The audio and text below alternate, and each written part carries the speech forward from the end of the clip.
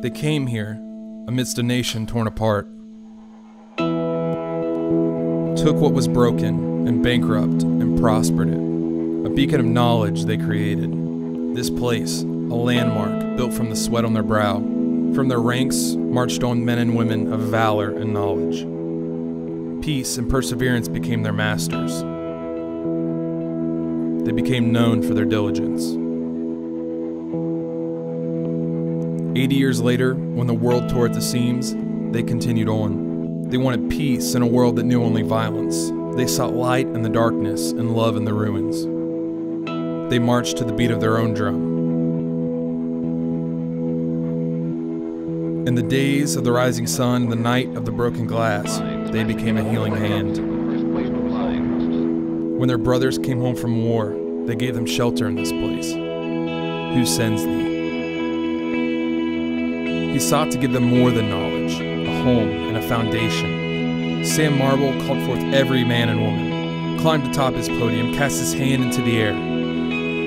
But our whole program is wrapped around the idea of making a successful beginning.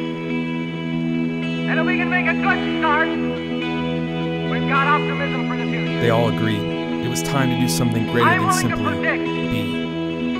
When the world called him crazy, when they said he was incapable, when they had no resources, they made a way. Shovels in hand, they broke ground. The world saw their work, the dirt on their hands, the determination in their eyes. The world had no choice but to listen. Charles Kettering, Henry Ford, Frank Lloyd Wright, they saw them in that moment, agents of change. And the world would forever know the Quaker way. It would remember the hall that students built.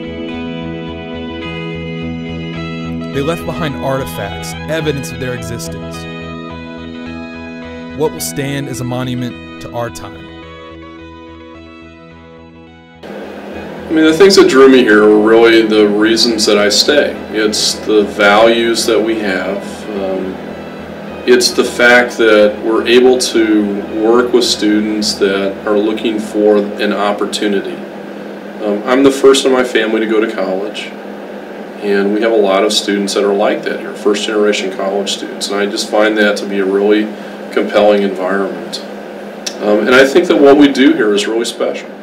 How to leave a mark on the institution is to think about what it is that you want to come back to 10 years later or 20 years later. You know, there are a lot of things that you can do as an individual, but collectively, what is it that you want the college to be 10 years from now? I don't do this to build big buildings. I know that there are a lot of college presidents, that's the legacy they want to leave. I really don't. That's not what my intentions are. What I want to do is I want to be able to say to myself that the mark that I left on this college was that it was a lot better when I left than when I started. And that's really all I care about. That's the legacy that I want to leave.